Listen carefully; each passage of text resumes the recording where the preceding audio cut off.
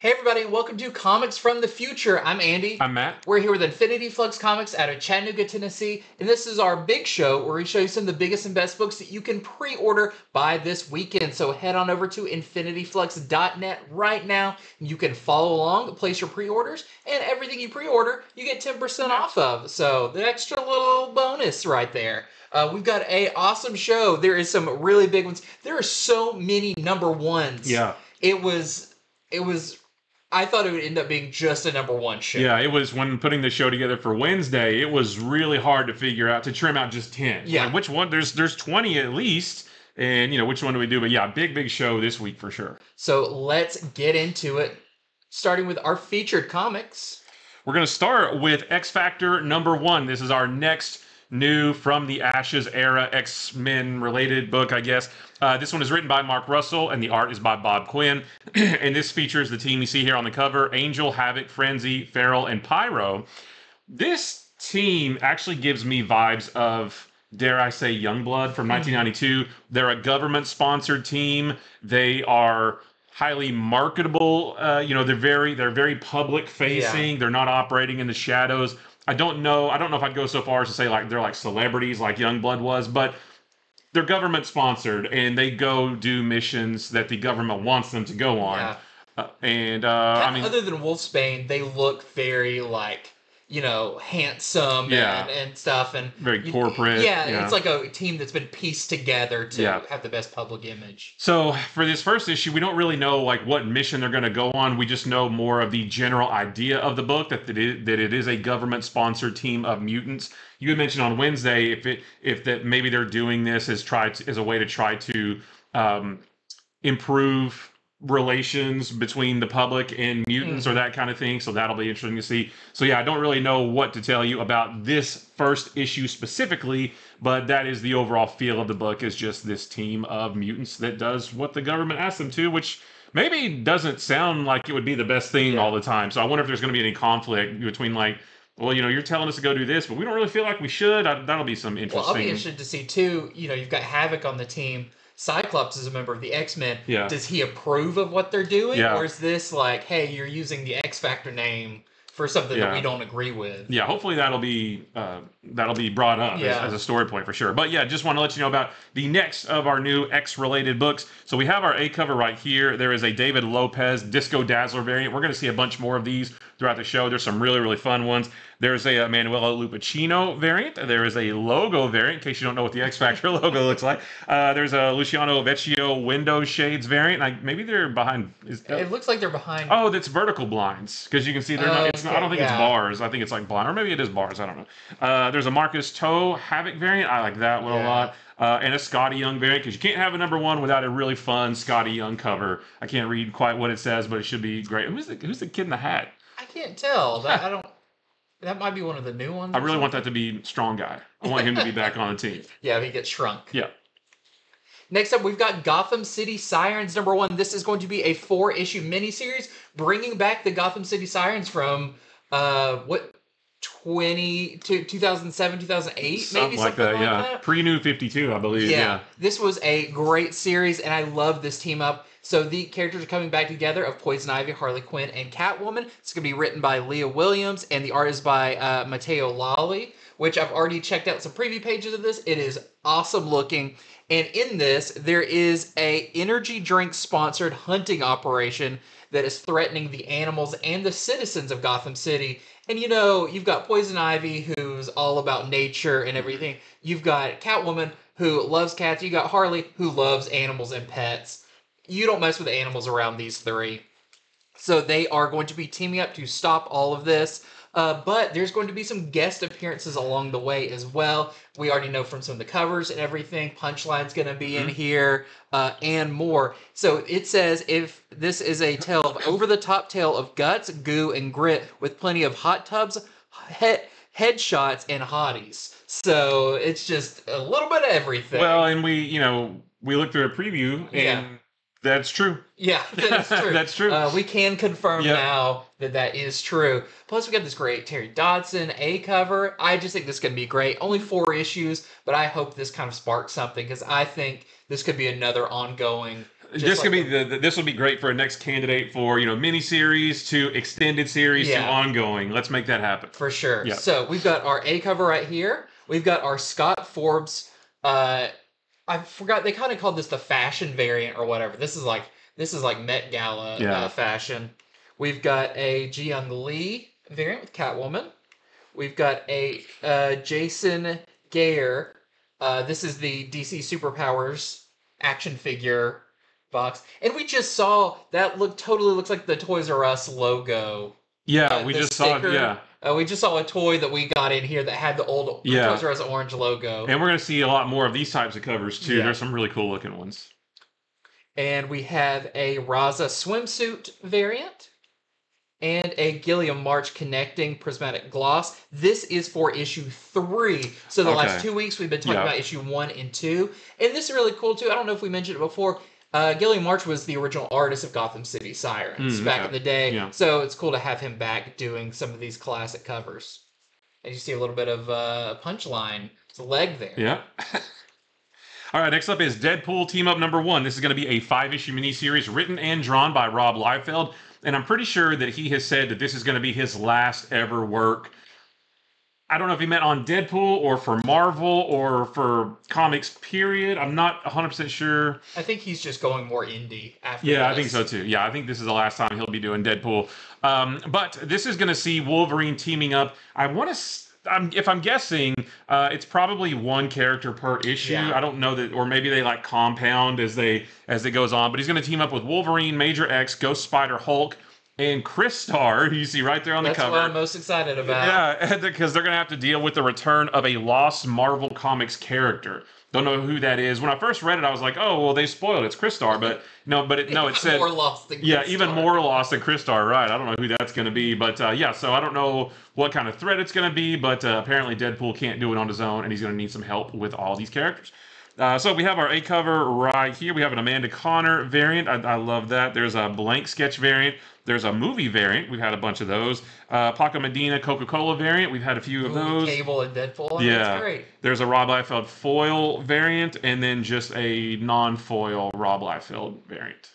I'm excited. I've been slowly collecting Crystar back issues, and I thought we would not see him. He's in that realm of like Rom the Space Knight of like characters that like there's not enough of them. Well, that we've said before that if you pay attention to the comics, that'll give you an informed guess about what'll happen in the MCU probably a year or so later. So confirmed, Crystar in the MCU. You heard it here first, I guess. Wow. And then you'll be able to sell those Crystar books and make a killing.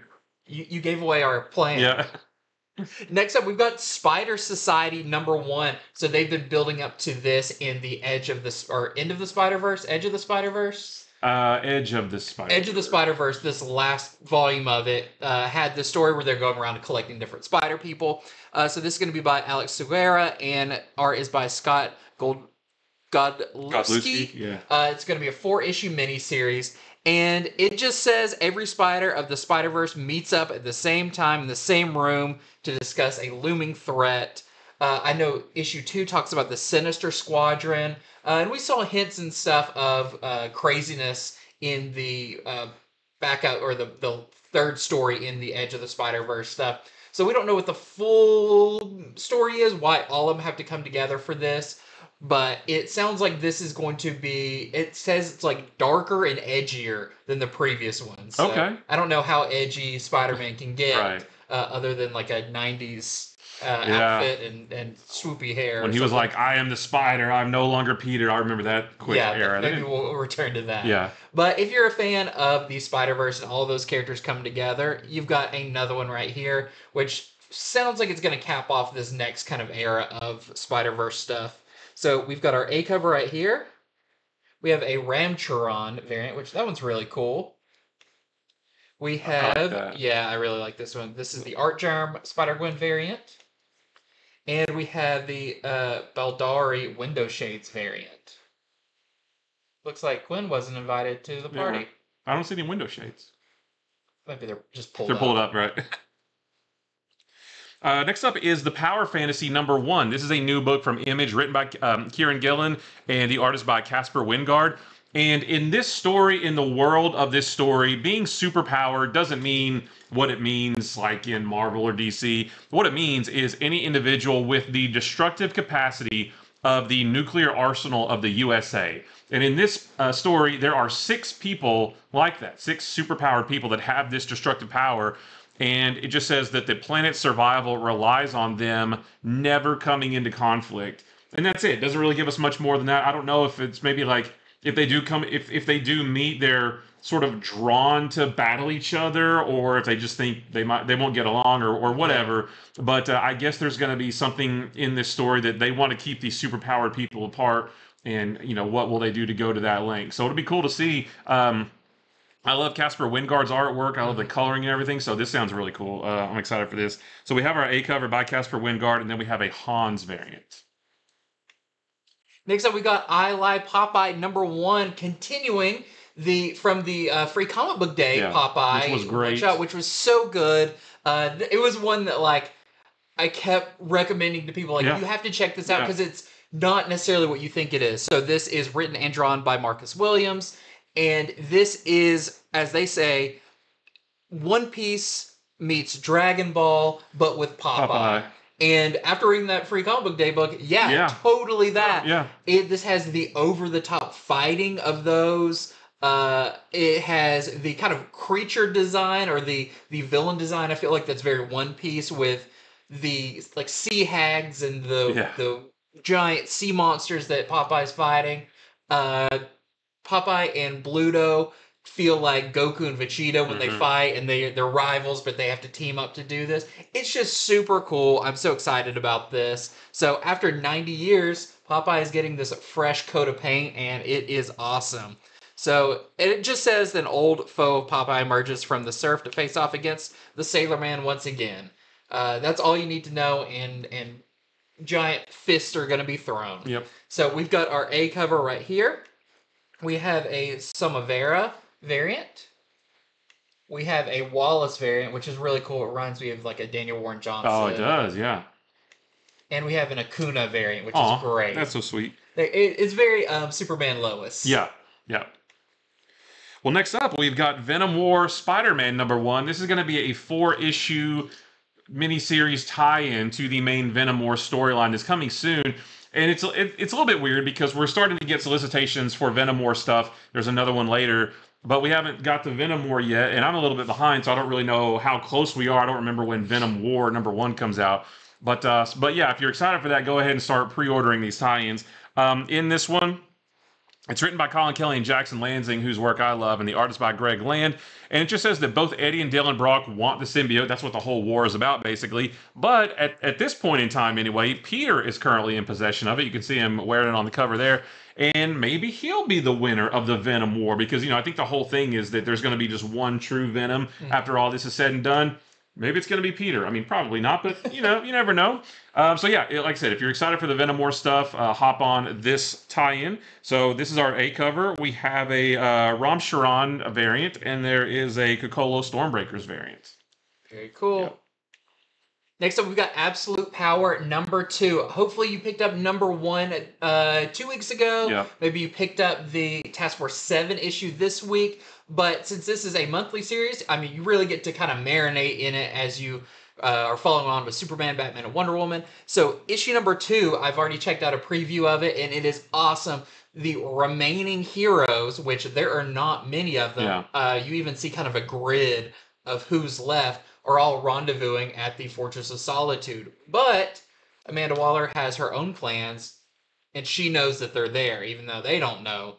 And it's going to be an all-out assault on the Fortress of Solitude. Can it even survive the full might of Task Force 7 and all of the other firepower that Waller has behind her? Plus, who is that mysterious character on the cover who's going to be leading the charge against the Fortress of Solitude? If you read #1, you might have some guesses, but it's going to be a pretty over-the-top fight.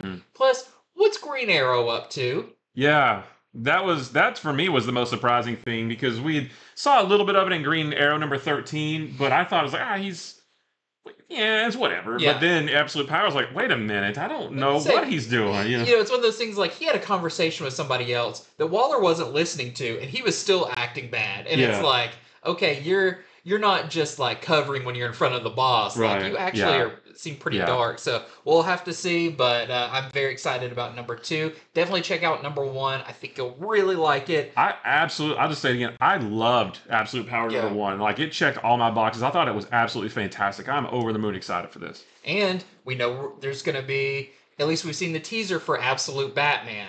So who knows what if this leads into something, we don't know, but Absolute. Right. That's all. There's a one word. And they're drinking Absolute vodka, you know, and DC's going full Absolute. So this is our A cover by Dan Mora. We have a Stephen Bliss variant. We have a Perio variant. We've got a Tyler Kirkham variant, which is really cool. I love how bright Superman's suit is. We have a Zerny variant. We have a Simone DeMeo variant. Ooh, maybe a bit of a spoiler cover. Maybe. Yeah, maybe. We have a John Timms connecting variant. And we have a Ben Oliver raised UV foil variant. Whatever that means. All right, so next is EC's Cruel Universe number 1. This is going to be a 5-issue miniseries. And a couple of weeks ago, we talked about, and I don't remember the name of it, but we talked about a new EC horror miniseries.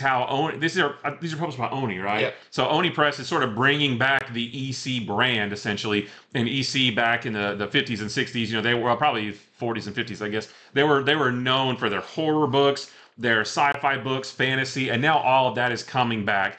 EC, you know, there's a new EC horror book we talked about a couple weeks ago, and now we have their entry into sci-fi anthology stories with this. There's going to be a different creative teams on this one. The first issue is going to be 40 pages, and it just says it's going to feature strange extraterrestrial entities, malevolent scientists, and terrifying technology catastrophes.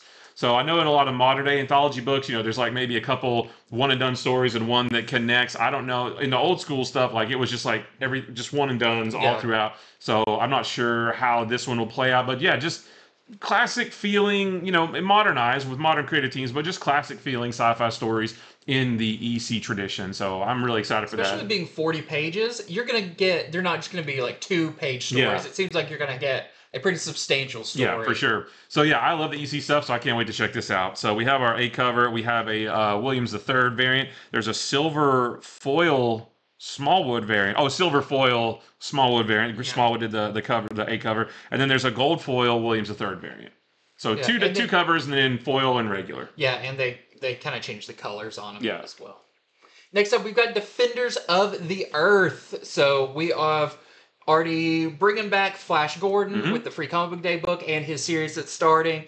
And now we are getting the team Defenders of the Earth based on the old TV show, the cartoon, and the comic series. This is going to be written by Dan DiDio, and the art is by Jim Calafiore. It's going to be an 8-part miniseries, picking up where the show and the comic left off. So they've been doing that a lot with stuff, you know, gargoyles and things like that, where it's like, and continuing the story.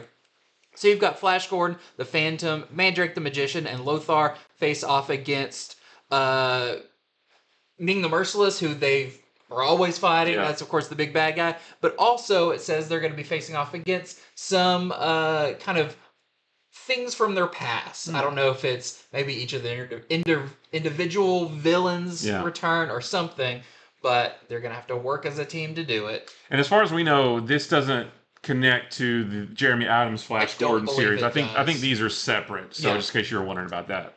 So sounds really fun. I love this team. This, you know, these more pulp era characters coming together. So we've got our A cover right here. And that's your interior artist, Jim Calafiore. So that's what the inside of the book is going to look like. Yeah. And we also have a Djorvik action figure variant. And I love that because I had the old school Flash Gordon from Defenders of the Earth action figure. I loved it. Next up, we got other number ones, and we're just getting started. There's a lot. Yeah, there's a lot. So we're going to start this number 1 section with Ultraman X the Avenger, or Ultraman and Avengers, basically, at number 1. This is going to be a 4-issue miniseries. This is written by Kyle Higgins, and the art is by Francesco Manna. And it says that Spider-Man has disappeared from New York. An intergalactic invader has arrived on Ultraman's doorstep, and the kaiju of Earth are acting even more mysteriously than usual. So there's a whole lot going on here. And what cosmic threat is kind of, what cosmic threat are all these things tied to that are going to require a team up between Earth's mightiest heroes and Japan's greatest hero? So I'm assuming this is out of continuity. You can just read this free and clear of anything else. And yeah, just a cool, team up between Avengers and Ultraman. That sounds really fun. Kyle Higgins wrote the previous Ultraman series for Marvel, so it's cool that this is kind of like a continuation of that. Yeah, for sure.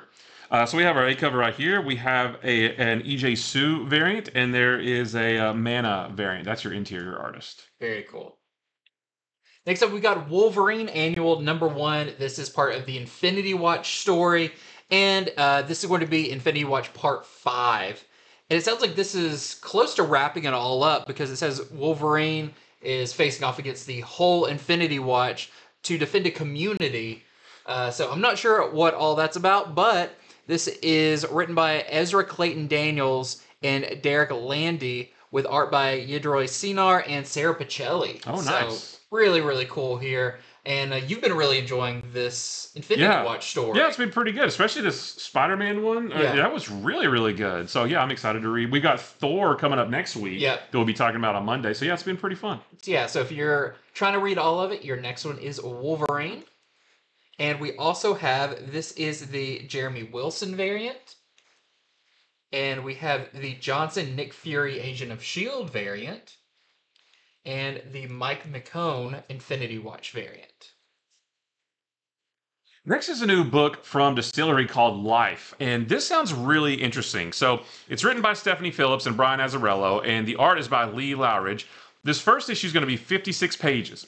Now, so the story here, it's in the future. Technology has advanced to the point that criminals that have multiple life sentences are forced to live them all out to their full term, thanks to technology and things like that.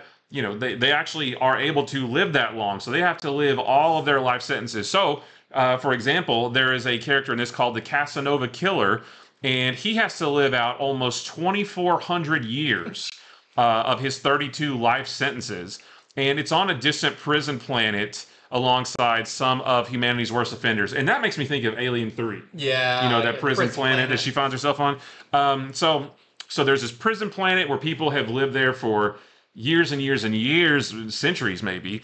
Now, the other piece of the story is that there is this ship that approaches that planet one day that's full of thieves that are hoping that their next big score is in the planet's long-dead mine. And they have no idea that the prisoners are there. So there's like two sides to this story. Where that becomes really interesting is that each issue of this is a flip book. So you read one side of the story and you flip it, and you read the other side of the story. Yeah, exactly. So you're going to see the perspective of the prisoners and the perspective of the thieves, and presumably maybe the last issue or something they're gonna come face to face with each other. But it reminds me of the the One Hand and the Six Fingers books that are coming out. That tell two sides of the same story. This is that, but just in one book that you'll flip over back and forth. So I think that sounds really, really interesting. So we'll have to see how cool that is. So we have our A cover right here. There's a Jock variant, and I guess, does it have the same flip? Or I guess so. And then there is a Riley Rossmo variant as well that has the same. That's cool. Yeah. So yeah, I think it sounds really cool. It's always fun to read. It's a little different. Yeah, shaking up the format. Yeah, a little bit. Yeah. Next up, we have a new one called Red Before Black. This is a 6-issue miniseries, also by Stephanie Phillips. And the art is by Goran Suduka. And this sounds really cool because I love Vertigo, old DC's Vertigo imprint. And this even calls it out in the solicitation. This is a violent, hyperkinetic, women-led crime thriller with a feel of 2000s Vertigo. Like, that sells me. I love that era of Vertigo. They're kind of crime books like Scalped and all of that. Oh, yeah. So, not a whole lot of information. This is about, we follow Val, who is on a special assignment from the FBI. She's kind of a disgraced military person, and she goes to Florida to stop a drug runner, only to find that they have an unexpected enemy in common. So, and one of the weird things about this is that snake, it's kind of a coral snake or something, is on like all the covers. So Okay, interesting. I don't know if that's kind of reminiscent of Florida, just Everglades, all of Right. that, but sounds really cool, and I just love hearkening to old Vertigo crime stuff because that's so good. So we've got our A cover right here. We have a Johnson variant where she's getting her boob bit by a snake. Ouch. Yep, very painful. And then this is cool. This is the Erica Slaughter variant by Fezula, which it seems like Boom's doing a lot of these. We've seen a couple others because we were confused. There was a new book. We were like, wait, is Erica Slaughter in this? Yeah. But it's just a theme of covers, basically. Yeah, but if you're a big Something Skilled in the Children fan, you'll definitely want to get this. Well, next up is the Iron Fist 50th Anniversary Special. This is a one-shot featuring just a bunch of smaller stories inside of it with different creative teams. So we're getting one from Chris Claremont and Lan Medina that says it's a classic tale of Wolverine. Okay. No Iron Fist. Just Wolverine. Yeah. There's an Alyssa Wong and Vaughn Randall story about the current Iron Fist, Lin Lai. We were just talking about him the other day, a Swordmaster who is now Iron Fist. There is a story by Justina Ireland and Elena Casagrande about the Daughters of the Dragon. So Misty Knight and Colleen Wing. I love those characters. There is a story by Frank Thierry and Ty Templeton following the Heroes for Hire. So we're going to get some Luke Cage action there. And there is a story by Jason Liu and Will Sportatio. And it says just the future of Danny Rand, like what's next for him. It's all going to be in here. So yeah, if just celebrating Iron Fist 50 years of existence. So I'm letting you know about that. So we have this A cover right here. We have an Aja variant who did that great run with Matt Fraction. And then there's a Kevin Eastman variant, which that's very cool seeing Iron Fist 5 Sabretooth. Yeah. Sabretooth's first appearance. Next up, we have a new book called Babs. This is a 6-issue miniseries by Garth Ennis and Jason Burrows. And, I mean, it's clear what they are homaging in this because it says Babs is a barbarian thief with an itchy metal wardrobe. So, definitely Red Sonja feels there. With an enchanted sword named Barry. Which then that makes me think a little bit of like barbaric and stuff with this talking weapons. But together they travel a fantasy landscape and make bad situations 100 times worse. So it just sounds like kind of a fun fantasy, over the top, that kind of homage to the classic, like Red Sonja, Conan type stories. So this is our A cover for that. We also have a Eric Burnham variant. That's so cool. Such a great homage. I hadn't seen that one before. That is really neat. And then we have a Amanda Connor cover. Oh, nice. So really cool in there. Next is COWL 1964 #1. This is going to be a 3-issue miniseries.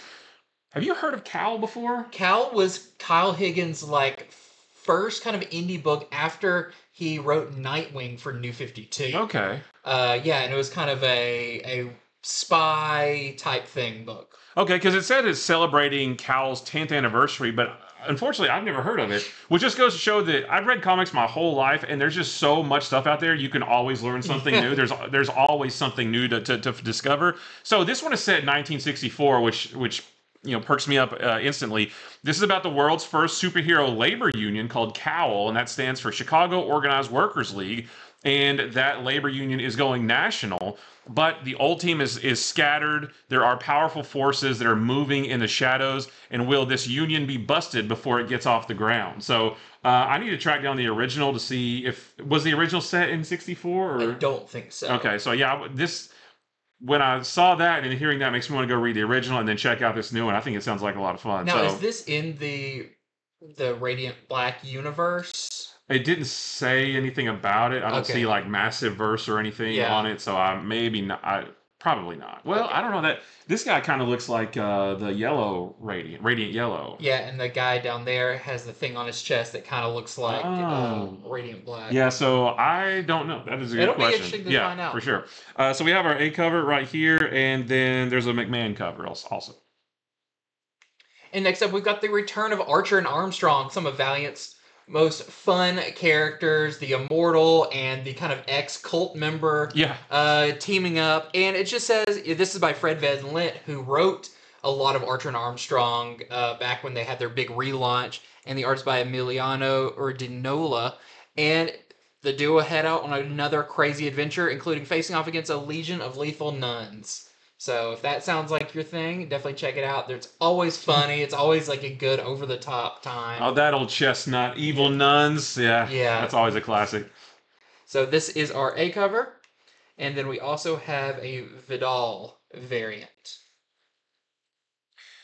Well, guys, we're not done with the number ones yet. We told you there's a ton of them. So this is Patra number 1. This is a new book from Dark Horse. It is a 4-issue miniseries. This is written by James Robinson, and the art is by Scott Collins of Flash fame. Yeah. This is a new supernatural series about slasher monsters, mad scientists, and cult movie-inspired horror. So check all the boxes. Yeah. There's about a young girl named Patra. She wakes up with no memory of her past, but she has a big knife and a scary mask that appear whenever she's in danger.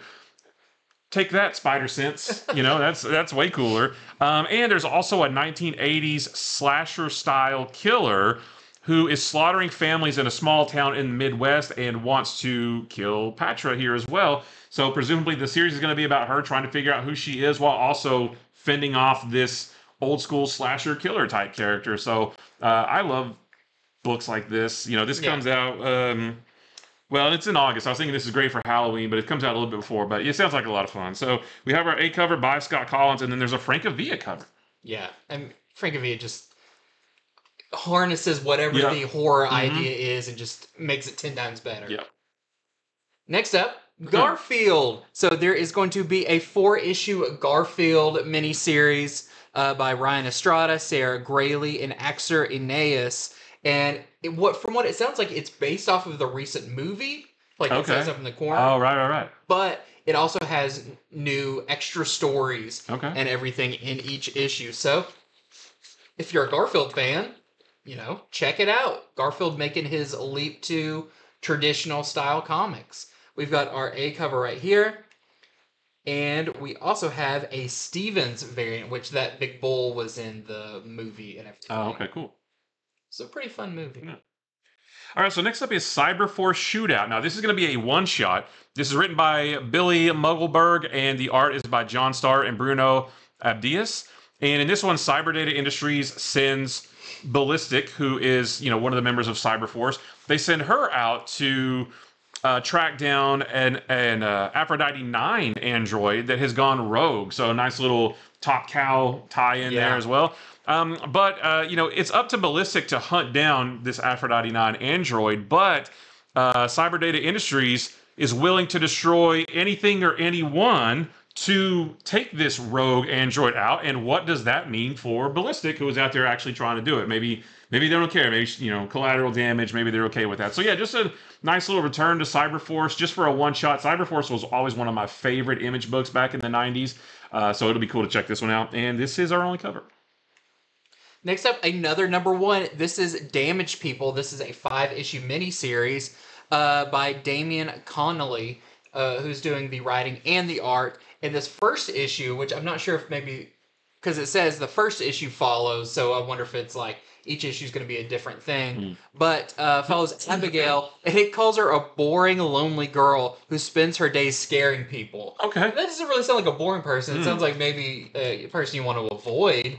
But it's all going fine until she meets an actual ghost, and this becomes a dark romance in the 90s with dark places, flowers, and 2 damaged people. So it sounds really weird, very interesting. We've got this awesome Maria Lovett cover, and there is a Connolly variant as well, who is your interior artist. And that is it for the number 1s, but we've still got more because we're at notable 2s and 3s. This is pretty notable one. Yeah, pretty notable. X-Men number 2. So number 1 came out this week. I thought it was really, really good. The first of our From the Ashes era. And this is the follow-up to that. In this one, the X-Men come to the rescue of a mutant in crisis in San Francisco, but so do some alien invaders. And you're going to wind up with the X-Men versus an alien fleet. Wow. Which, you know, that's classic. But yeah, that sounds like a good time. And this is the conclusion of the Deadpool Wolverine weapon extraction backup storyline. The first one comes out next week. In next week's issue of Hulk, we'll be talking about that next week. So if you're trying to get all those, this is the last part of that. Separate, and you know, it's a separate story. It's not integrated with this story. It's a backup story. Oh, sorry. And we have our A cover right here. We have a David Nakayama weapon extraction variant. There is a J. Scott Campbell magic variant. The Psylocke one from issue 1 was really good. And I like that the Psylocke one was lots of purple. Yeah. And this one's very yellow, so I'd love to see that some more. There is an Oliver Vatine Disco Dazzler variant. There is a Coleman Marvel Multiverse RPG variant. And then we have the second printing of X-Men #1 that came out this week. So if you miss it this week, you can't find it, you can order the second print with this awesome Ryan Stegman cover. Next up, Sweet Paprika, Black, White, and Pink #2. I want to say #1 of this came out last year or the year before that. Black, White, and Pink? I thought it was maybe late last year. I didn't think it was that long ago. Okay, but it's been a while. It's not like a monthly thing. It's like whenever there's an issue, it comes out. Of course, this is America Andolfo's original creation, Sweet Paprika, that follows Paprika, who is the CCO of Infernum Press. And it's just a fun, cartoony, romance, mature title that everyone should check out because it's a ton of fun. So this one has like a lot of the black, white, and blank from all the different companies. A bunch of different creators in it, but this one has America Andolfo, of course, Tim Seeley, and more. So we've got our A cover right here. We have our Zong Bros variant. We have a Okazaki variant. We have a Manicastri variant. There is a polybagged Too Hot to Show polybag. Too Hot for TV reminds me of the shoot, I can't remember what it was called, but yeah, Too Hot for TV. Yep. Stuff in the 90s. Because it's got peppers all over it. That's right. And a blank sketch cover. Girls Gone Wild. That's what I was trying to think of. The Girls Gone Wild videos. Too Hot for TV. Yeah, sorry. Not this book. This isn't Girls Gone... Well, actually... They're pretty wild. The girls in this are pretty wild, but in a much different way. This is Scarlett #3. The first 2 issues of this have been great. And in this one, it just continues from the end of the last issue with Scarlett taking on the Arashikage's final test of the death-defying mission of her having to break in and steal this weapon that we have some theories about what it might be. And then it just says, where do Jinx's loyalties lie? Because Scarlett's trying to get her out, but it looks like Jinx is pretty integrated into... pretty comfortable there. Yeah, for sure. So we'll have to see how it all plays out. It's been great so far. I can't wait for this. So this is the A cover, and then there's a Takara variant with Storm Shadow and Scarlet. Next up, we've got Thundercats Cheetara #2. Cheetara is now betrothed to someone she doesn't love, but for political reasons, and someone who is appropriate to her station in life as kind of this princess. But she meets... someone that she actually has feelings for, but, not allowed to because of who she is. But she also has these very bad nightmares, and her latent psychic abilities are starting to kick in. So, a lot going on in Cheetara's life pre-Thundercats. Check it out here. We've got our A cover here, and we also have a Lyrics variant as well. Now, this is Kill All Immortals #2. However, in the solicitation, there was no information about what's in this issue specifically. It was just more of a summary about what the overall story is. And just in case you don't know, it's about this group of immortal Vikings who have lived for thousands of years. They are in present day, and they're like this billionaire family that has their hands in all these different industries. But the daughter of the family, whose name is Frey, she wants out of the family business, and that's going to lead her to basically face off against the rest of her family. It's violent. There's a lot of blood and everything. And the first issue was really good. Yeah. We both liked it. So if you like the first issue, the second one is on pre-order this weekend. This is our A cover, and there is a COWL cover as well. That's Frey right there.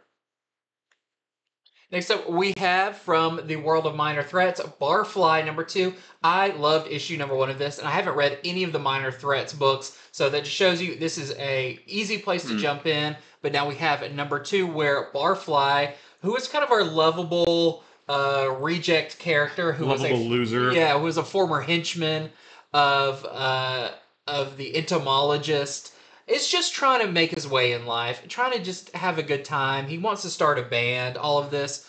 But as the last page of the previous issue showed, his old life is coming back to haunt him. And,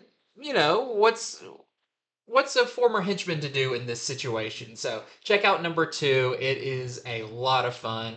And this is our A cover by Scott Hepburn. Next up, we got cool covers and other really cool comics. Starting with Fantastic Four number 23. So by the time this one comes out, Blood Hunt will be over, and Johnny and Sue take Nikki and Joe to New York City for a break. But the rest of the team are going to have to meet up with them there when a cosmic incident from outer space threatens 40% of the planet. And the Fantastic Four, I wrote this down. It says the Fantastic Four will need teamwork, cleverness, and an old vehicle dug out of storage to save the world. So I wonder what I hope it's the Pogo plane. Like, that was always really fun to see. So yeah, just wanted to let you know about the next Fantastic Four, which has been a great series. This awesome Ben Grimm cover by Alexander Lozano. There is a Ben Sue Disco Dazzler variant, and there is an Elizabeth Torque Marvel 85th homage variant. And this is really cool because this is the back. Yeah. And the front cover is the homage, but it shows you what it's homaging on the back, which I think is really cool. But they haven't done that before. Yeah. So if you're like, what's this an homage to? Just flip it over and look at the back and you can see the original cover. Yeah, really, really cool. And I hope we get a lot more of Yeah, those. for sure. Next up, we have Amazing Spider-Man number 55.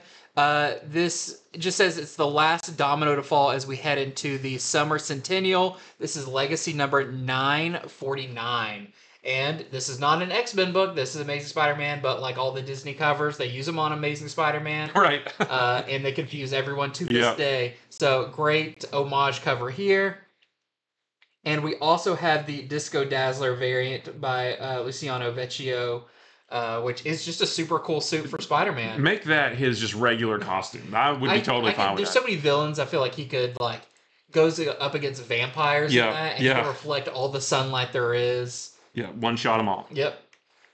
Next up is Hellverine number 4. This is the last issue of this miniseries, and it simply says Hellverine versus Wolverine. That's it. I mean, we all knew it was leading to that. It says, who will survive when Bagra Ghul, which is the demon that is in, just in case you don't know, I won't say, but the demon that is in Hellverine comes for Logan's soul, and it's just going to be a big battle between the two. And this is this the A cover? Okay, yeah. Next up, we have Sensational She-Hulk number 10, and this is the final issue of Sensational She-Hulk. I hate that. Very sad to see this end, but I'm looking forward to the future of She-Hulk. And we know she's going to be in that new Avengers Assemble, Avengers Assemble, and they've been teasing that along with the series of her joining the Avengers. So, but what will happen with Jen and Jack of Hearts? That's been kind of the ongoing story. Are they going to stay together? We'll have to see. But we've got this. This is not the final cover, but it's probably only a few tweaks to it. This is the Cassara Marvel versus Alien variant, which I'd love to see She-Hulk just punch and xenomorph. Yeah. And we are getting that Aliens versus Avengers book. Maybe she'll be in that. Maybe she'll be punching them in there. And we also have this great Mirka and Dolfo cover. All right, so we've got Immortal Thor number 14. We wanted to show you the Disco Dazzler variant. And in this one, it just says All-Father versus Skyfather in a 775th issue Clash of Titans. I don't see the legacy number on there, but I guess it's Legacy 775. Thor and Hercules are trapped in a realm of endless night, but Zeus is also trapped in there. And when twin thunders meet, Zeus and Thor, who will survive? So it's going to feature a pretty cool battle between those two guys. And then we wanted to also show you the Miles Morales Spider-Man number 23, the Disco Dazzler variant. And this answers a question that I had. Apparently, when Blood Hunt's over, Miles is still a vampire. Because this says when the Vulture swoops in on Brooklyn, Miles' vampiric curse and thirst for blood grows stronger. Ooh. And it does mention that, he's still a vampire and he's going to have to find a cure. So I don't know. Everybody's going to get out of Blood Hunt unscathed, I guess, except for Miles. Yeah, poor kid. So, the Disco Dazzler variant featuring Gwen Stacy. That looks like a suit that he would be wearing in the Spider-Man game, like an unlockable suit. The Miles Disco variant. Suit. Insomniac for Spider-Man 3, find all the disco covers and make those. Next up, we have Star Wars Darth Vader number 49. This is the penultimate issue of this run of Darth Vader. So everything's kind of culminating in this as Vader has to face the ramifications of his decisions along the way. And this is our really cool Dyke Ruin variant. Next is, Vengeance of the Moon Knight number 8. Now, we know that the new Moon Knight Fist of Khonshu series is coming out, so I don't know if this is the last issue. It didn't say that it was, but I'm pretty sure this series is going to end at some point. But this one, the members of the Midnight Mission find themselves once more being asked to do the impossible, but can they? I don't know what they're being asked to do, but we'll have to wait and see. But it's been a great series so far, and this is the Disco Dazzler cover for that. And we also have the Coca-Cola variant by Salvador Larroca. I like those. Yeah, those are fun. Yeah.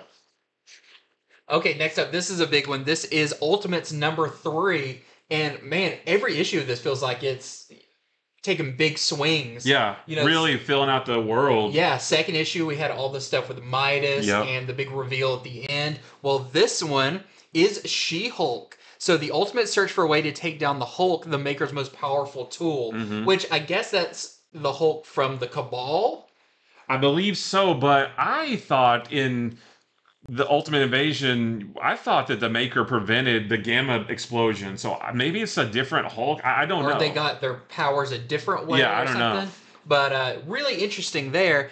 So in the process, the Ultimates find an army hidden away from the world led by She-Hulk, which on some of these covers, she kind of has a more like traditional, maybe tribal costume. So I wonder if this is like a hidden away somewhere. Well, wasn't there a solicitation or something that said something about Hulk Island? Like that's what they're calling it, Hulk Island. So I'm really excited about this though to see. So this is our A cover. We have our Inyuk Lee Ultimate Special, which very kind of island themed, really really cool. And we also have this really nice Juan Cabal variant as well. Yeah. This is Venom number 36, and this is a Venom War tie-in. So like I said, we haven't even seen the Venom War yet, but this is part of that if you're trying to get them all. This is the Disco Dazzler variant. Venom looks the same. He's just riding a disco ball, though. He's like came in like a wrecking ball, like Miley Cyrus. While Eddie and Dylan Brock continue their battle, an older Dylan Brock, and we saw him in the preview. What was that? Free Comic Book Day. Free Comic Book Day book, yeah. We've seen they call him Old Man Venom in the solicitations, but it's an older version of Dylan Brock. Travels from his future to our present to make sure things go the way they're supposed to, starting with a trip that takes him into Spider-Man's history. And on the A cover, it's an homage to Amazing Spider-Man 127, the first appearance of Punisher, where he's got Spider-Man in his sights. It looks just like that. Next up, we have Space Ghost, number 4. And I love all these covers that have like Zorak on it and everything, because in this issue, Zorak escapes his specially designed prison. So we're getting the classics back together. Next, we just need Brack. Well, we had Brack in issue 2, maybe? Is it 3? I haven't read 3 yet. Okay. I don't remember even 2, though. But he's been in it. So we're getting the gang back together. They're about to start their talk show. But this is the awesome Lee and Chung variant. We also have the awesome Cho variant, which is so classic. I love looking. those. And this really cool FOC Leighton variant as well. Great colors, kind of some Kirby Crackle. For sure. All right, so this is Batman number 151. This is an Absolute Power tie-in. And we learned in the backup story in Batman number 150, that was an Absolute Power tie-in, that Batman learned that Amanda Waller has a device that's very important to her plans on a highly protected island. Now, we, the readers, know what that device is. I'm not going to tell you in case you haven't read it, but it was kind of a big deal. I was like, wow, where did she get that? And why was that not mentioned in Absolute Power number 1? Because it seems like a big deal. So Batman knows that he needs to get this object from her, and he is going to enlist the help of Catwoman to help him steal it. But getting the device and getting off the island turns out to be the least of their problems. So definitely check this out if you want to, if you're keeping up with Absolute Power.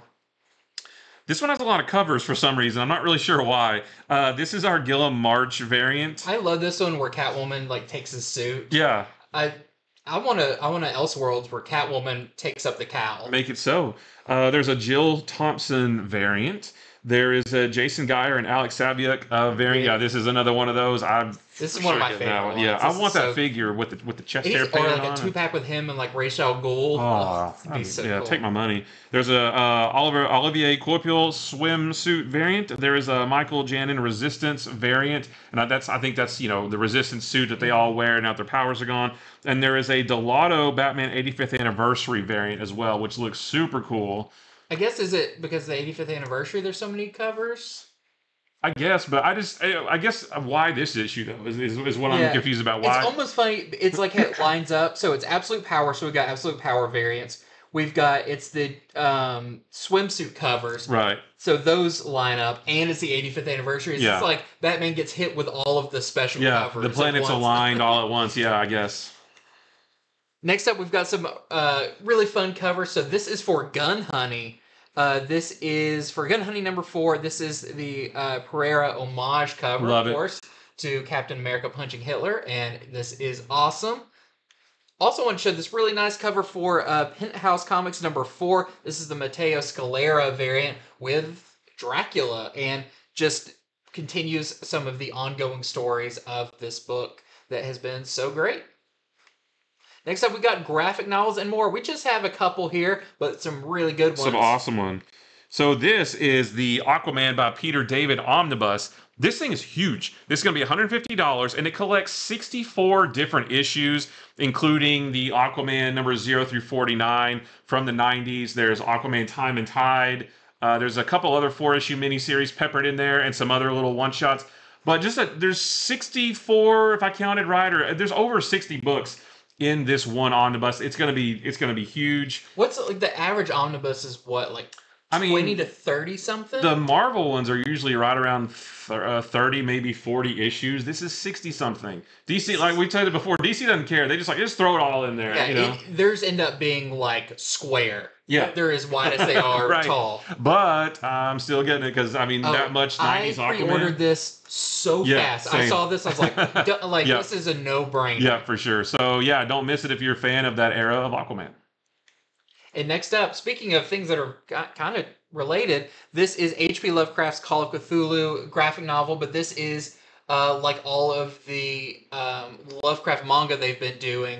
So we just got the deluxe edition of At the Mountains of Madness this week, which looks beautiful. They've had The Hound and Other Stories. They've had Shadow over Innsmouth, but they're finally doing Call of Cthulhu. These are really nice, published by Dark Horse, like premium manga with really nice covers and everything. The one that came out this week, the physical book is gorgeous, like the foil page edges, and just amazing. Plus, the art in this is so good, and it really captures just the chaotic monsters of Lovecraft, plus just the setting, just to visualize the whole story is incredible. So I've already got this pre-ordered. I've got all of these so far, and this is going to be $19.99. So what format? Is this a paperback or a hardcover? I believe this is a paperback, like The Hound and like Shadow over Innsmouth. Because I was thinking this was going to be another big deluxe hardcover like the other one from this week, but then it's $19.99, so it can't be that too flashy. I think it's like that because At the Mountains of Madness was originally released as 2 small volumes, and then the collected one, giant one. So this, I think, is going to be another small volume, and who knows, they could do another giant collection, put a couple of these together. But you said this one's a paperback, or we don't? Yeah, I believe this is just the paperback like the other ones. So this is awesome. I highly recommend if you're a Lovecraft fan. This is a great way to visualize all of that. And this is one of the most classic Lovecraft stories, the introduction of Cthulhu, all of that. So check this one out for $20. And that is it for Comics from the Future. Thank you so much for watching. Remember, head over to infinityflux.net right now where you can pre-order these books we just talked about. Your pre-orders are due Sunday by around 6 o'clock, so you are guaranteed to get the things you ordered. We always make sure, no matter what, people get what they ordered. That is kind of our guarantee for you. Plus, everything you pre-order, you get 10% off of. That is also just a great way of letting stores like us know, hey, what's popular? What should we really invest our time and money in? It's a great communication between the customer and the store. It's a win-win for everybody. It's a win-win for everybody. Stay tuned for our show coming up on Monday. We'll be going over the big books coming out next week. I've got a pile of them next to me right now, and there's some fantastic ones. Let's see what I got. I've got mine in a sack. That's how many there are for Monday. I've got Biker Mice from Mars. I've got Witchblade #1. We've got Dark Knights of Steel All Winter #1. So stay tuned for our show coming up on Monday. We'll be going over all these, their variants, all that good stuff. And until next time, see ya.